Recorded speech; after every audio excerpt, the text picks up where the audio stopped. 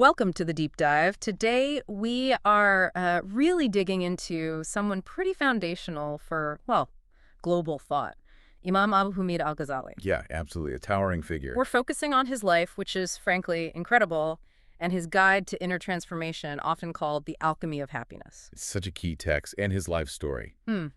Well, it explains so much about his work. He was given this title, Hujjat al-Islam. The proof of Islam, right? Exactly. Born way back in 1058 CE. What he did was synthesize theology, philosophy, and kind of practical psychology. He really defined a path to knowing yourself, to inner success. And that's our mission today, right? To unpack that synthesis and his journey. Precisely. How he went from this, intellectual giant to something else entirely. Yeah. And how he mapped out the self. Okay, let's dive in. The beginning. He starts off in Tus, poor family, orphaned young. Yeah. But brilliant. Oh, undeniably brilliant. Like, off the charts, smart from the start, it was obvious. So he ends up studying under Imam al-Juwayni, a huge name himself, the Imam of the two holy sanctuaries. Wow. And Al-Ghazali's rise was meteoric, wasn't it? Completely. I mean, get this. By the time he's just 34 years old, he's made head professor at the Nizamiya University in Baghdad. The Nizamiya, that was like the Harvard or Oxford of its day, right? The absolute top. Pretty much the most prestigious academic institution in the world at that point. Yeah. And he's 34, lecturing to hundreds, including, major scholars and officials. Incredible. But it wasn't exactly a peaceful time intellectually, was it? Lots of conflict? Oh, definitely. It was a real battleground. You had these rationalist thinkers, the Mu'tazila, who basically thought human reason was the ultimate judge of religious truth. So revelation had to fit into their logical framework. Kind of, yeah. Yeah. Or be interpreted through that lens. Then on the other side, you had really strict traditionalists who were, frankly, suspicious of using the intellect much at all. Just take revelation literally, end of story. So total reliance on reason versus almost none. Where did Al-Ghazali land? He tried to find the balance. He argued that they weren't opposed. Revelation illuminates the intellect. It's light upon light, as he put it. You need both. Reason's essential, but it needs that divine light to see clearly, especially on the big questions. That makes sense. And his approach to dealing with opponents, particularly the philosophers, it was pretty unique. Legendary, really. Right. He decided, okay, to critique these guys, Plato, Aristotle, Ibn Sina, the big Greek and Muslim philosophers, he first had to know their stuff inside out. Better than they did, almost. So he just learned all of philosophy. In about 2 years, yeah.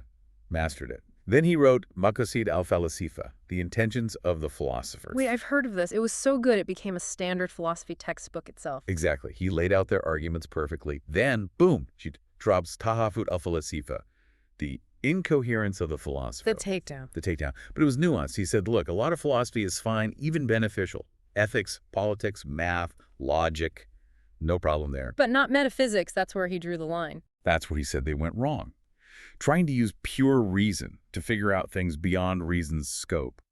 He specifically called them out on 3 major points, 3 big theological errors. Okay, what were they? First, the idea that the world is eternal, that it wasn't created in time but always existed alongside God. Okay. Second, denying bodily resurrection. They generally accepted that soul survives but not the body coming back. And the third one? This one feels very personal. It really is. They argue that God knows universals like the concept of humanity or justice, but not particulars, not the specific details of your life. Why was that so damaging in his view? Well, think about it. If God doesn't know you specifically, your prayers, your struggles, your hopes, the little things, then what's the point of a personal relationship with God? What's the point of prayer or asking for help? It basically makes God distant, impersonal. Al-Ghazali saw this as cutting the heart out of faith. Right. It undermines that direct connection. So he's battled the rationalists. He's defended against extreme esoteric groups, too, like the Batinia. Yeah, the assassins were linked to them. Groups that said the outward stuff, the rituals and laws, didn't matter, only secret inner meaning. He pushed back hard on that, too. So intellectually, he's won. He's at the absolute peak. Fame, influence, arguments won. But then something breaks internally. Exactly. Total outward success, but inside, turmoil. He admitted later he was drowning in arrogance. He looked at himself and realized, I'm teaching people how to be righteous, how to find God, but I'm not living it. He felt like a hypocrite. That phrase he used, zakat of the preacher. Yeah, it's profound. Zakat is usually about giving a portion of your wealth to purify it. He applied it to knowledge and influence. If you have this great platform, this fame, you have to pay its zakat by sacrificing that ego, that attachment to status, to purify the knowledge itself. His success had become toxic to him. And this wasn't just a mental struggle, it became physical. It literally struck him down. He's giving a lecture, hundreds of people hanging on his every word, and silence. He couldn't speak. His mouth wouldn't work. Wow, just stop. Completely. They brought in doctors, naturally. And the diagnosis was essentially, there's nothing physically wrong. The problem, they said, is in his soul. The cure wasn't medicine. It was a total spiritual overhaul. So what did he do? He's at the height of his career. He walked away, age 38, gave up his prestigious post, gave away his wealth, kept enough for his family, and just disappeared. Disappeared. Told people he was going on Hajj, the pilgrimage to Mecca, which he may have done, but he then spent the next 10 years traveling, anonymously. 10 years? How did he live? He lived simply. Copied manuscripts by hand to earn a little money. There are famous accounts of him working as a cleaner, like sweeping the floors of the great Umayyad Mosque in Damascus. From star professor to janitor, that's humbling, doesn't even cover it. It was a deliberate act of self-effacement, breaking his own ego. And it's out of this period, this intense inner work, that works like the alchemy of happiness really comes. Okay, so let's get into that, the alchemy of happiness. It's basically a manual for understanding yourself, right? What's the starting point? The absolute foundation is know thyself. He insists the key to knowing God is knowing your own self. But what is that self? Not just the body, I gather. Definitely not. He says the real you, your core reality, is the heart, but not the physical organ. He means consciousness. He uses terms like ruh, spirit, or nafs, soul self. This consciousness, he says, is actually of an angelic nature. Angelic, meaning? Meaning its origin isn't this material world, the mulk, as he calls it. It's a stranger here. Its true home, its connection, is to the unseen world, the malakut. That's quite abstract. How does he make it practical? He uses this brilliant metaphor. The self is like a city, a kingdom, really, and it needs proper governance. Okay, a city. Who's in charge? The king, the ruler, the emir is the heart, your consciousness.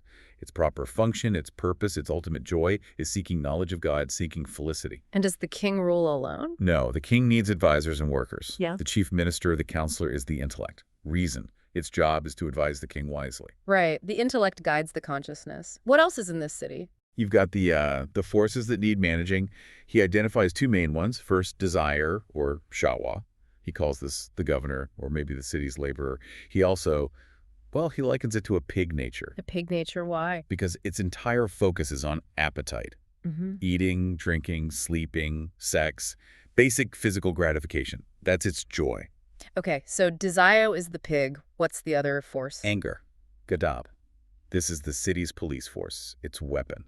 And he likens this to a dog nature. The dog nature, because it attacks. Exactly. Its joy is in attacking, dominating, vanquishing opponents, asserting itself. It's the aggressive, protective instinct. And you need spies, too, right, to know what's going on? Yes, the five senses, they're the spies, bringing information about the dominion of the outside world back to the city. So the healthy state is the king, heart consciousness, listening to the minister intellect to wisely manage the pig, desire, and the dog, anger, using information from the senses. Perfectly put.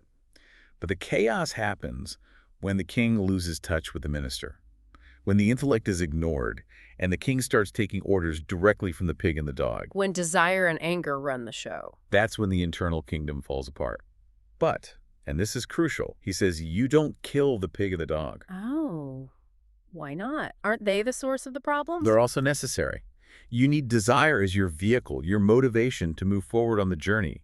You need anger as your weapon to defend against genuine threats, both internal and external. The goal isn't eradication, it's subjugation, training.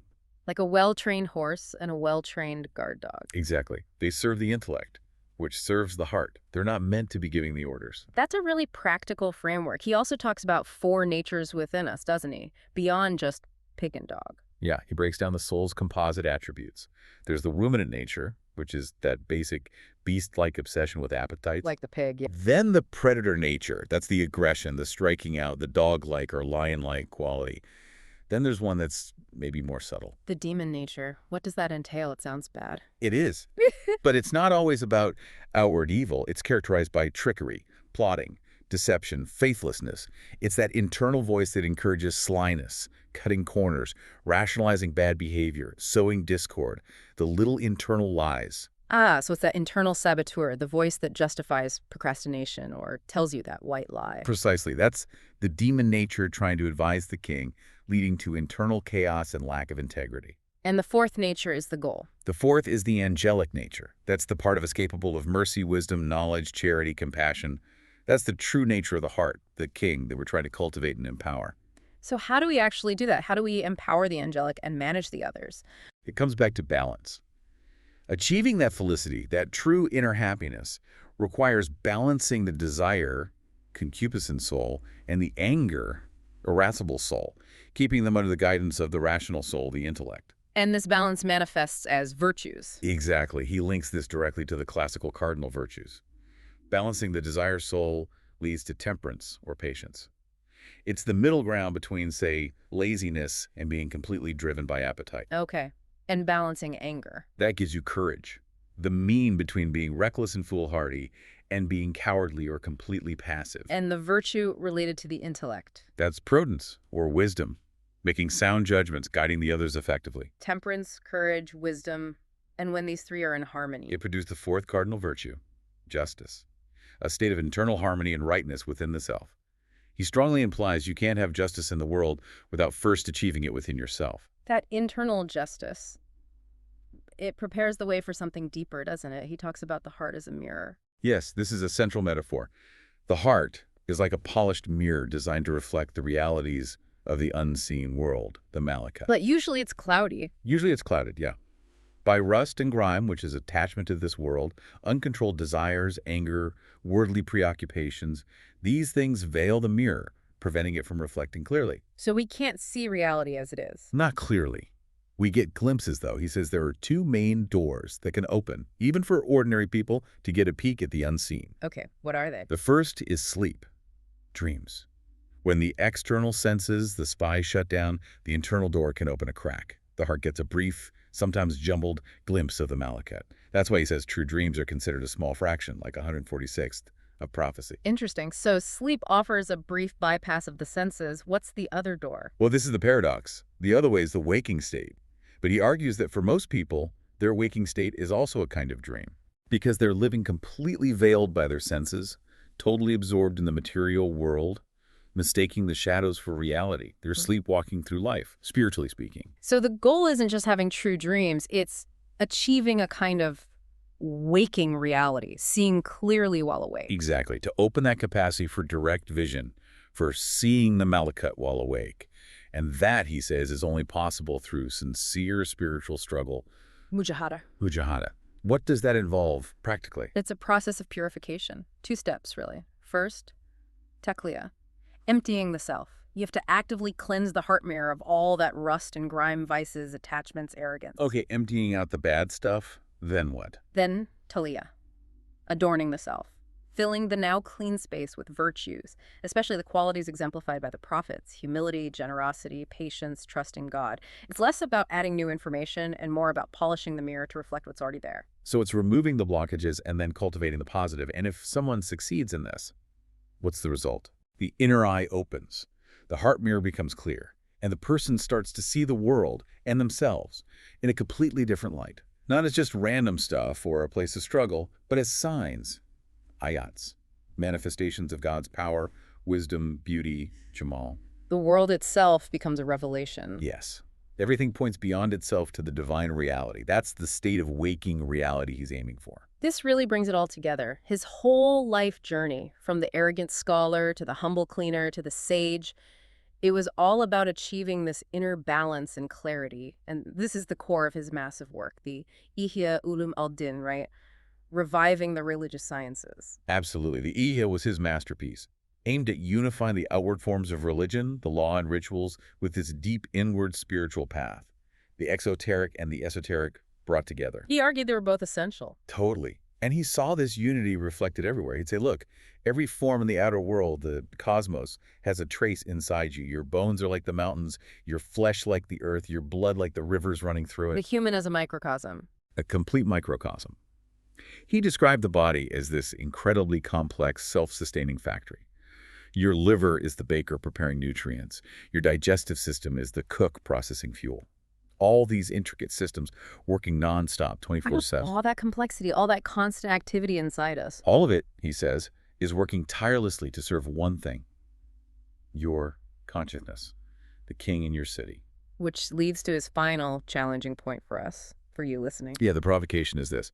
If this entire intricate, amazing internal cosmos, all these systems that never take a break, if they're all dedicated day and night to serving your consciousness, your heart, Then what is your consciousness serving? What is the king doing with all this support? right? Is it just serving the pig and the dog, chasing fleeting pleasures and petty squabbles? Or is it pursuing its actual purpose? Al-Ghazali's message is unwavering. The true, lasting joy, the only real felicity for the heart, is found in fulfilling its original nature, the pursuit of knowledge of the divine. A joy that doesn't end when the body does. Exactly. Unlike the satisfaction of appetite or anger, that joy persists. So if you think of yourself as just, an insignificant collection of cells, you're missing the point. You're blind, he would say, to the staggering reality that, in a way, the entire cosmos exists within you, realizing that potential is the ultimate alchemy.